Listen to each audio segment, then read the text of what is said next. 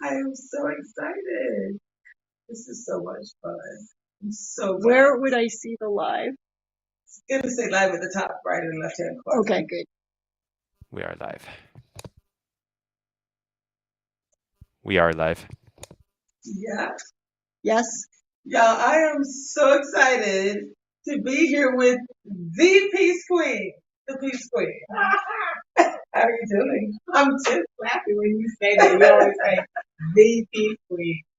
And there's no other. There's no other. Would you just introduce yourself for people who don't know Melanie Denise Cunningham? Who are you? And why do you do what you do? Ooh, am I talking to you or I'm talking to How about you talk to the camera? Yes. Well, hi, everybody. I'm Melanie, 50-year resident of Lakewood, Tacoma, Washington State. I'm the Peace Queen because, that's a good story. Let's see. My friend Joanne Lasowski nominated me for this award in our community called the Greater Tacoma Peace Prize. And she nominated me for my work in racial reconciliation. And that was in 2018. Lo and behold, I won. I got a title of Peace Laureate, the 2018 Peace Laureate. And I told Joanne, I was like, that's dated. I mean, in 2019, I'll be done with that. So we should think of something that will live in perpetuity. And so I thought, Queen. I would like Queen. And then just Peace Queen came to me. And it was really super funny when I told the organizers that I had rebranded myself to Peace Queen versus Peace Laureate. They're like, well, we're not going to call you Peace Queen. And I said, I don't care. And lo and behold, when the story came out about me winning the prize, and actually the prize was to go to Norway and attend the Nobel Peace Prize ceremony. So when the announcement came out that I was going to the Nobel Peace Prize ceremony, the headline was Peace Queen goes to Norway. So that's huge. Yeah, it's good. That is huge. Good. Especially when the work that you do is around racial reconciliation. Now, you and I just met. We had this amazing experience at the People's Gathering. Mm-hmm.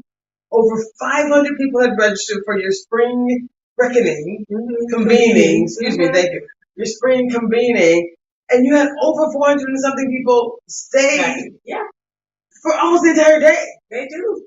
They do. So the People's Gathering and the creation of that was one of the reasons why Joanne nominated me. That was included in my nomination. And it's a conference to teach people how to talk about race. I work at PLU, and we produce that under the PLU umbrella, which is kind of good because it's a university, so it gives it that academic framework. But I just thought it was necessary for us to have some kind of conference that decentered whiteness and help people see the world from different lenses and the perspectives of people of color. And so that's what the People's Gathering does. We talk about skill building for anti-racist leaders, but we also provide space during the time of the conference for people to convene in race dialogue groups. And that is really based, they self-select into the race dialogue group based on the box that they check census form. And that makes all the sense in the world to me because the census is that instrument that forces us into the conversation about race. They force us to check a box, and you know good and well the census, and I used to work for the census. If you don't fill out that form, they're going to come to your house. They're all on the TV. They go to the school and talk to your kids. I mean, it is relentless. And then after that's done, they don't want you to talk about it for another 10 years. And if you really think about it, that's what's got us twisted in America right now in our soul is this racial record. So this conference is professional development and gained traction over time. We just had our 12th meeting. And I think there's more.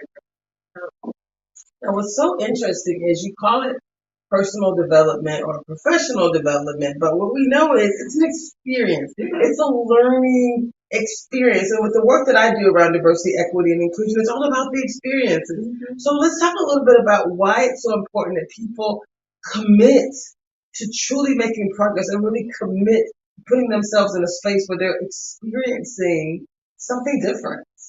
Yeah, well, when you know better, you do better. And Maya Angelou that told us that. And so if there are opportunities for people to apply learnings, right, this is this is some head work, but most importantly, anti-racist leadership is heart work. So I call it psyche and soul. And so the folks can get the head work done. And at the last People's Gathering, I talked about those folks that once, when they saw George Floyd being murdered on television, and this new wave of interest around diversity, equity, and inclusion, people that have been working in many different spaces decided, oh, well, this is a new job I can pivot into. And they start signing up for these courses on diversity certification and this, that, and another, get a piece of paper as a credential, and then they feel like they can enter this new job classification.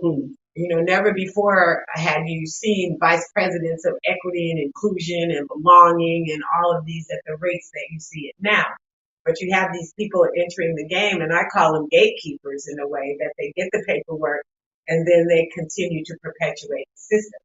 So as we live through this revolution of consciousness around anti-racism, and as we see, and you know, you're a transformist, as we see this whole industry transform, I'm going to be the gatekeeper. Peace Queen will be the gatekeeper, and others to call you out if you don't have any stories, you know, to share in your delivery of content. How are you going to be an equity, inclusion, and belonging specialist and you have no skin in the game?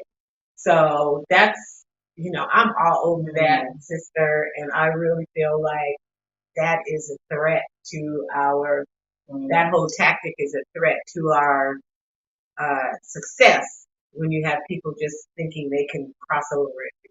So, no. You know, what I like, I think, best about you, again, this is the work that I love to do, and all Black people don't think about equity and inclusion or diversity and inclusion the same way. Like, we have different opinions about a number of different things. We're all aligned on the same goal. Like, ultimately, we want to create a space where people feel like they can be their authentic self, where they can thrive, where we can, you know, create truly an inclusive culture where people can thrive, where they feel like they belong and all the things. And so I guess my other question to you is, you know, you think about three words that I love to use is awareness, action, and accountability. Right? Those are the things that I love to do. We get there different ways.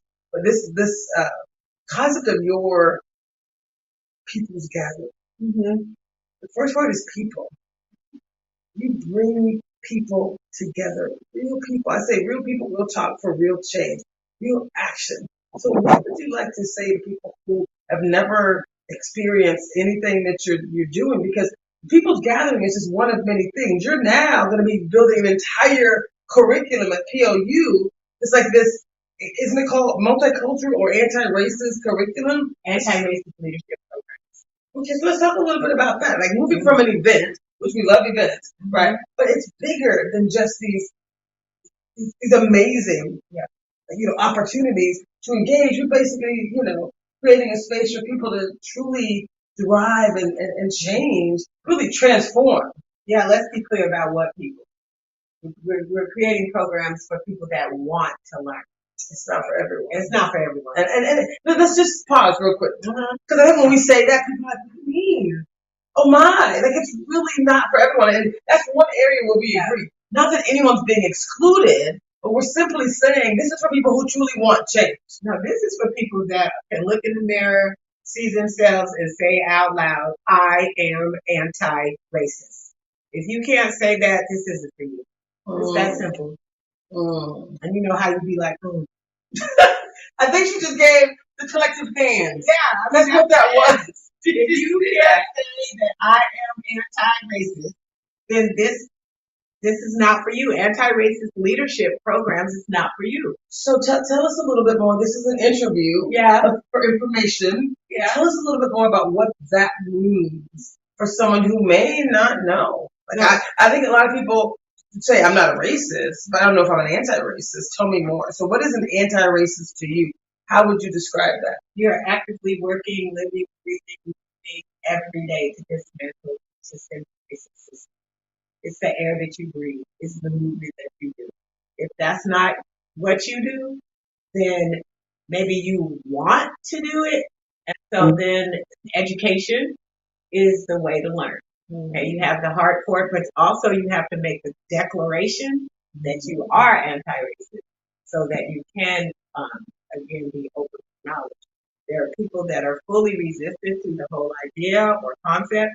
They can't say it, but yet they're holding diversity ambassador certificates and they're holding diversity credentials that say that they are qualified to teach, but in their heart, they are not there. And so it's those people again that we have to keep out. Because if these kind of conversations make you uncomfortable, then you cannot be earning a living being an equity and inclusion expert. They don't go together. Just like, and so it just doesn't work. Yeah, so the People's Gathering and the work that we do around anti-racist leadership is to skill build. And for those people that are just waking up to the idea, I mean, maybe they saw George Floyd be murdered on television in front of their eyes and it took that to wake them up. Whatever the reason, if they're now open to the idea and they're trying to catch up, anti-racist leadership programs is a path, as there are many other out there. That's a path that we're creating at PLU. I love it. I love it. And I'm excited to be partnering with you as a past president of the National Black MBA Association. We actually just did some work within your People's Gathering, leading the Black Room. Yeah, you all at the Black Room, and it was phenomenal, my friends. And we're going to continue to engage you all in the work because of the purpose that you have for fostering inclusion. And I love the series that you're working on now, Better Together, because the work of anti-racism is all of us together. It takes all of us together. We are better together. And at this moment in time, we need white people to step up, period. You can't be asleep anymore. You can't just receive the benefits of the system that you were born into that wasn't built to have all people succeed. And at the last People's Gathering, we had a presentation from Dr. Beth Craig. You heard it. And Dr. Beth Craig, she's retired professor of history at PLU. She invites all of you all that fall under the umbrella of having white privilege. She says, don't think of it as white privilege anymore. How about the concept of stolen goods? And if you can wrap your arms around and your headspace around the concept of stolen goods that you're holding, then your ability to move forward and develop yourself in an anti-racist mindset is more probable than if you want to reject the fact, I don't have privilege, I don't. Stolen goods, Resma Minicum, the author of My Grandmother's Hands, offers another way to look at it as white advantage. But at the end of the day, stolen goods, white advantage, it just means that white people need to step up and talk, be active in relinquishing this power that was intentionally or unintentionally. I think all people need to step up. I heard you say white people need to step up. I agree with that. I think we all. Would you agree with But that? white people have a history of not stepping up. So it is in this season. Okay, not a total history, because I have to go back. There's a whole history of abolition from back in the day that it's time for us to raise them up as examples, because there are many white people, and I'm going to just stay on that. that I don't know what to do. I don't know what to do. I don't know what to do. Hey, I hear you. Let's put some education out there so that we can help you learn what to do. And then help you to coalition. So there you go. Oh, I hit something. I don't know what I hit. Okay. Is it over? Yeah. You're good. Oh, Keep the going. phone went off. I must have The dropped. battery I died. dropped it. Oh, Did the battery die? But You're I think still on. that Keep was a going. good way to start. Oh, the